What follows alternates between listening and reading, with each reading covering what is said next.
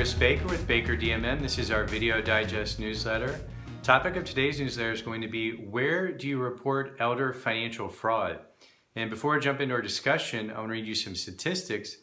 And they state that elder financial abuse is tough to combat, in part because it often goes unreported.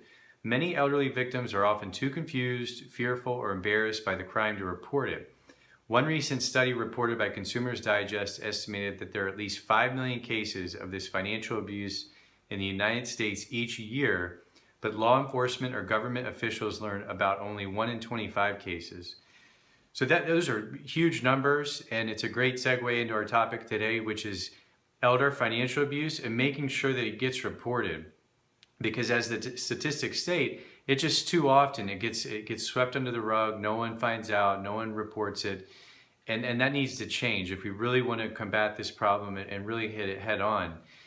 And when you're dealing with a loved one, a family member, a friend, whoever it may be, a lot of people just don't know where to go. I mean, there's so many different resources, so many different things online, and we're just bombarded by information.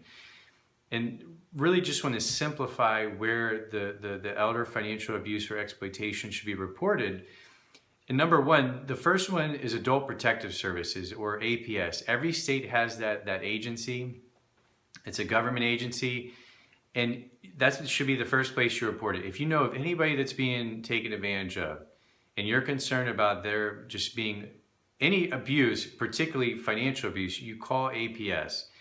They will file a report and they will contact the person that's being abused. And if you want to, you can contact them and remain anonymous. We've done it for our clients, a number of clients.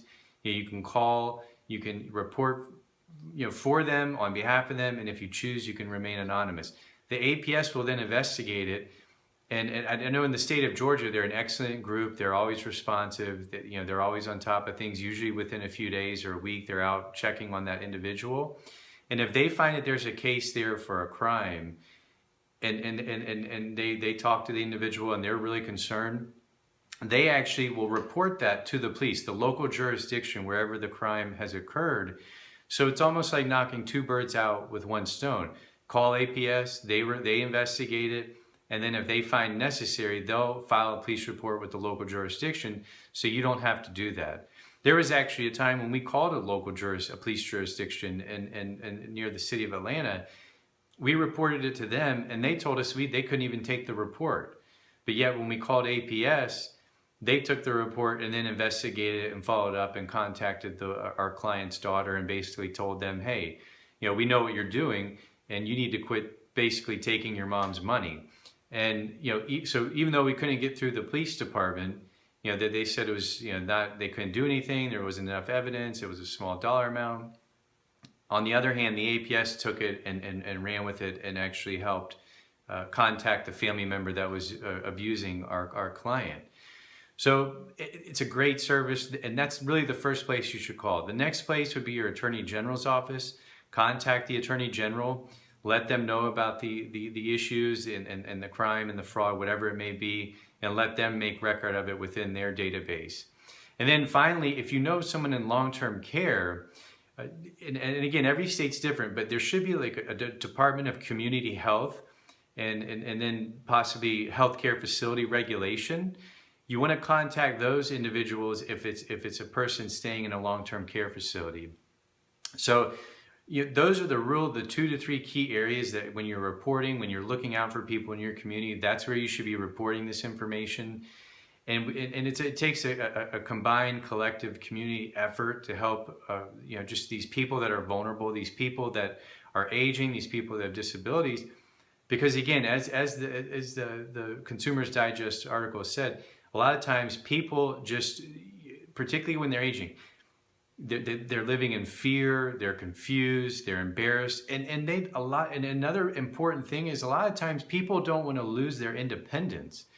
They're afraid that if they tell their kids, their grandkids, their loved ones, their friends, their family that, hey, I've been taken advantage of, someone scammed me for X amount because I was just not paying attention, or I got caught up.